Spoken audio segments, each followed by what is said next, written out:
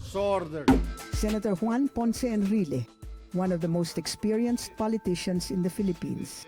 Kilala bilang isang matapang na senador, I'm trying to recall. No. Things like that are not forgettable. You cannot convince me from human experience that you will not remember even once. he has served the government for over 45 years and counting. Katakot-takot na hamon at kontrobersya ang kanyang hinarap na. 4 na beses nang nanalo bilang senador si Enrile. Una siyang naging Senate President noong 2008 when Manny Villar was forced to resign. Enrile has been re-elected as Senate President ever since then. Siya po isang leader. Kitang-kita mo ang pagdadala niya ng mga senador sa Senado. He treats us with respect. Hindi po madali. Ika nga mayroong 23 republic dyan sa Senado. At bawat isa, kung ikaw ang Pangulo ng Senado, dapat pagbigyan mo ng kaukulang pansin. Bilang Senate President, nakita ang husay niya bilang leader sa impeachment case na inihain ng Kongreso laban kay Supreme Court Chief Justice Renato Corona. Sa aking tingin, naging fair siya. At naiintindihan po namin yung kanyang mga desisyon. Kung minsan pabor sa kay Corona, kung minsan hindi naman pabor dahilan sa ibig niyang alagaan at proteksyonan ang imahin ng Senado bilang isang impeachment court. This impeachment case against the Chief Justice of the Supreme Court, Renato C. Corona, is hereby terminated and the Senate sitting as an impeachment court adjourned sine die.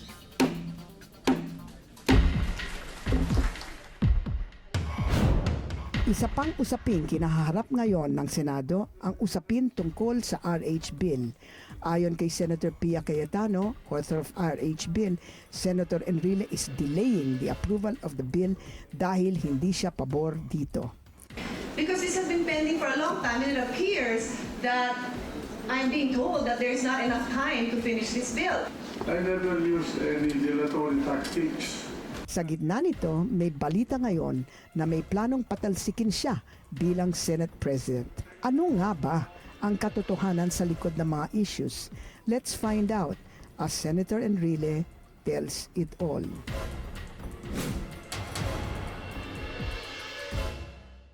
Mga kapuso, I would like to, of course, welcome to our show, Senate President Juan Ponce Enrile. Magandang gabi po. Magandang gabi sa iyo, Okay. neighbor. Okay, oo nga ate muna. But let us talk about itong merong nagko-conspire against you. Alam mo, Winnie, dito sa upuan na ito, wala naman akong titulo dito. Kaya simula pa lamang, nung ako pinaupo nila rito, hindi nakakapit yung aking kandon. Pero alam nyo, Senator Enrile, siguro 3 beses na ito, na, or second or third time, na merong talks na gusto kayong paalisin bilang Senate President. Di ba? And you have always managed to stay. Is it because you don't care? Ako ganyan Kahit na nung panahon, nung pumasok ako sa gobyerno noong 1966, araw-araw yun. Linilinis ko yung lamesa ko sapagkat hindi ko alam kung bukas wala na ako sa opisina. How did you become Senate President? Kasi hindi naman kayo, you were not associated. You were not... I was not aspiring to be Senate President. I was just happy to be a member of the Senate. Tapos, ano nangyari? That's all the height of my ambition. Okay. So, one day, they said, Senator said, we want to change the leadership. Wala akong interest dyan. Paano kayo nagpalit ng... Kaibigan ko si Manny. Kinukulit ako, sabi ko, para na matapos. Kung meron kayong 13 na senador, balik kayo sa akin. Akala ko, nagbibiro lang. Akala ko, biro lang yun. Alam ko hindi nila magagawa yun Pero ginawa nila. Nagyari. Sabi ko, hindi ko naman mababawi yung sinabi ko. Pero sinabi niyo kay Manny, Manong sabi niya, walang problema yan sa akin. di magre-resign ako. Ayan ba ang nangyayari ngayon sa inyo? Meron bang pumupunta sa inyo at sinasabi, oy, may problema kayo, Wala. Mang Johnny, Wala. Manong Johnny? Wala. Wala. Wala. In other words, everybody's hiding. May nagsabi sa akin Oo. na meron na isang senador na nagkaroon ng dinner at o kaya lunch yata sa mga reporter Oo. at sinabi niya off the record dito plano na namin na patalsikin si Enrile dahil masyado siyang matigas. Yung tao na yun, yung senador na yun, gusto niya, dadagdagan ko yung kanyang budget. Bibigyan ko siya ng pwesto na, binigyan ko na siya ng pwesto. Pagkatapos gusto pa niya another pwesto, hindi ko na magagawa yun. So, alam nyo kung sino, May nagsabi sa akin. alam nyo ba kung meron siyang mga kakampi? Hindi ko alam, hindi ko na pinikialam. Pero, Winnie, I would do that only if I'm interested to stay here. Yeah, but on the I'm other... telling you, I'm not pretending to be different. Uh-huh. Anytime, I'm just doing this as a job, not for the institution, for the country. But haven't you fallen in love or No. fallen in lust with My the God. power that... Winnie, I've had all the power that I can think of. Power is like an ice cream. Ice cream, it melts Pretty good. and disappear. Tingnan mo na, but bilang Senate President, you say it's a job. Mahirap ba? Huh? Mahirap ba? With 20... Every kwan dito, araw-araw may pipirmahan ka. Pipirmahan ka ng maraming mga bills. I sign about hundreds of bills. You cannot live without having to get somebody to act as a OAC. In other words, you like it, but you don't love it. You're not I do not obsessed with cling it. to it. You will not cling to it. No. Kung anong gagawin niyo kung maalis kayo? Oh, I will enjoy reading, reading poems, Aba, and go to my province and bask in the sunlight. oo. Oh. Tingnan mo na. Come on, Okay, come but on. you served Marcos. Oh. You served Cory. Ramos? Yeah, he was my friend. He was the president. Okay, sa palagay niyo, would you have made a better president than any of them? And why? I will not. Oh, come on! No. Siguro naman in your heart of hearts, sinasabi niyo, naku, talagang mali naman ang ginagawa nitong mga taong ito. Ang problema dito, Oh. akala ninyo kagaya, kagaya ako ng mga iba dyan na bumubuhat ng... Sariling bangko. Papalitan ko po ang tanong, ano sa palagay niyo ang pinakamalaking mali ni Marcos Sa matagal na panunungkulan. sa matagal na panunungkulan? Number 2, ano sa palagay niyo ang pinakamalaking mali ni Cory? Hindi ko alam. Ayaw kong husgahan si Cory. Bakit? Ay, babae yun. Ay, hindi ako naghuhusga ng babae. Excuse me na lang. Ano sa palagay ninyo ang pinakamalaking mali ni Ramos? Hindi niya inasikaso yung Armed Forces of the Philippines. Kaya wala tayong kakayahan ngayon na tinatapakan ang ulo natin ng mga karatig natin ng mga nasyon sa Asia. Ni Estrada. Hindi niya pinagtanggol ang sarili niya. Ano ang pinakamalaking mali ni Arroyo? Masyadong inflexible sa kanyang mga desisyon. Hindi ba ganyan kayo? Abay, Hindi ba sinasabi napakatigas ninyo once you make up your mind? pero alam mo, Oo. eh, You had more charm. Ganun ba yon? Kung mapaalis kayo, whether now or in the future you decide to retire, ano sa palagay ninyo ang inyong, what do you think is your greatest legacy? I succeeded in maintaining the independence of the Senate and to elevate its image. I think the image of the Senate today, as far as the people is concerned, is a lot better than in the past. Well, that was probably true right after the impeachment. It is not quite true now because you had problems with the plagiarism thing. That thing is debatable. Oh, sige na nga, sige na nga. You talk of plagiarism, yung mga vloggers, They did not understand what I was saying. I was precisely proposing something to protect them from any intrusion into their blogs. Kung kayo ay umalis, whether you are required, whether you retire, you choose it of yourself, I'm tired already, or kayo ay pinatalsik. Ano ang mamimiss nyo? Nothing. Siguro the two haggards that were assigned to me. Oh, what about the Haggard? Like, wala nang wang-wang ngayon. I was assigned haggard. Well, at least they tried to squeeze me into the traffic. I have proclaimed martial law in accordance with the powers vested in the President. Defense Minister at Architect daw ng martial law si Juan Ponce Enrile. Ang tingin ko nung kay then Secretary Juan Ponce Enrile ay napakalayo. Alam ko, isa siya sa mga tagapamahala ng dineklarang martial law. Stricto. Dahil sa naging papel ni Senator Enrile sa diktatoryang Marcos, marami ang nagalit sa kanya. At a certain point, however, unti-unting nagbago ang relasyon ni na Marcos kay Enrile. Yung intimate, yung personal na karanasan kung paano siya inilalabas na dun sa closed circle ng mga tagapayo, yung malalapit kay President Marcos. Damdamin lang namin ito at kuminsan binabahagi sa amin ni Minister Enrile noon, no? Inalis sa command position ang mga kaalyado ni Enrile, habang ang iba na may demoted or were forced to retire from the military. In February 1986, things came to a head.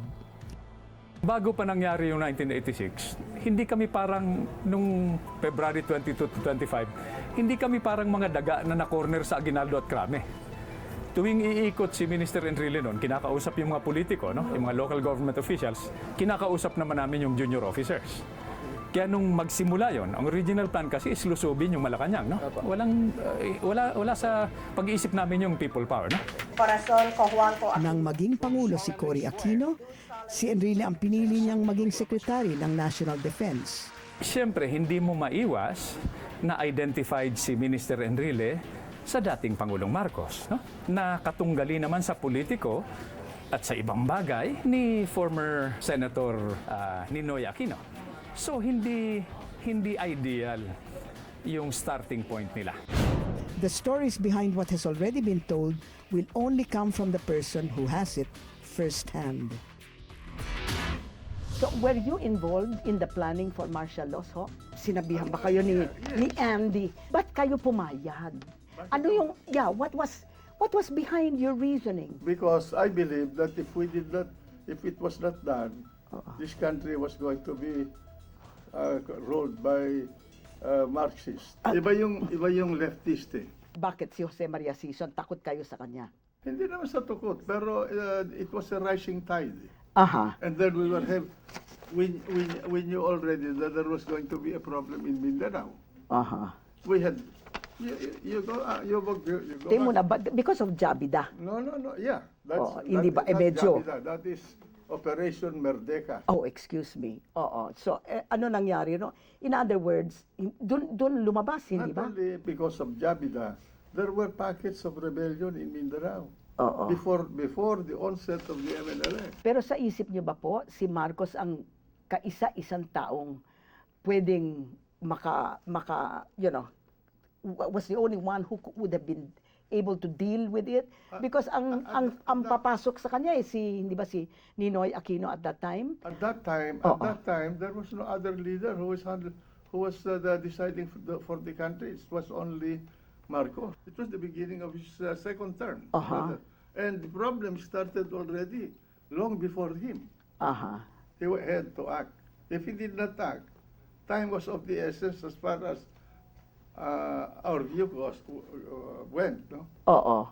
But, so... Nobody can assess the situation except those in on the stage. Eventually, hindi ba medyo na-disillusion kayo? Well, Na-disillusion kayo o hindi? in time. Okay, in other words, how long... Because the original plan went alright. Ganon. Oh, so how As long... far as I was concerned.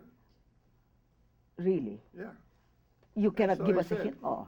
This is not what we intended to do. So I kept quiet. Tingnan mo na.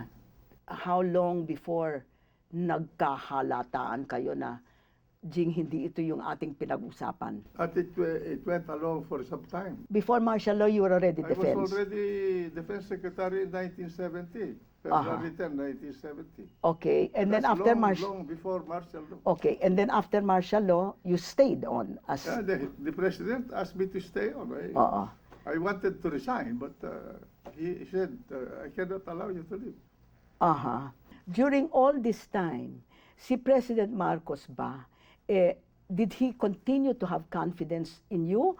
O sa palagay nyo ay nawalaan na ang kumpiyansa niya because, you know, iniintriga kayo ng mga... July 18, 1983. Mark that time. Okay, wala, hindi pa 10 o'clock Oh, in the morning. okay. In the presence of General Ramos, I went to him and resigned. I went to Marcos and submitted my irrevocable resignation. Said I cannot allow you to leave. Talaga. Yeah. We started this together. We finished it together. It was a prophetic statement. Sabi niya He hindi did not pwede. want me. I was so angry. Oh. I said a lot of things inside the palace. I was ready to face the firing squad. Could you have just said, basta ayoko na? Ba, it's just Medyo. hindi pwede. Hindi pwede. I have no army. There was during EDSA, meron kayong sinabi na meron kayong sulat sa inyong pamilya na hindi pwedeng buksan except kung mamatay kayo. Was it a farewell, dear country? Yes, Sort it's, of thing. like Mga hindi adios naman ako- patria adorada. Hindi naman ako Jose Rizal. Oo, pero siyempre, almost. pag pupunta ka sa isang masalimuot na kalagayan, magpapaaram ka sa Oo, mga oo. iiwanan mo sa buhay. 40 years after martial law, tapos na. The question is, meron ba kayong, if there was things that you would do differently for martial, would you? Kailangan yun nung araw eh. Oh. Hindi ko babaguhin. Kailangan yun nung araw. Kailan dapat natapos yon? Dapat Kasi- matapos yun nung end of 1973. You see, that's what I thought. You wanted him to declare martial law only up to the end of his term. Hindi nga. And then it did not happen. He wanted pala to stay. Meron ng bagong constitution noon.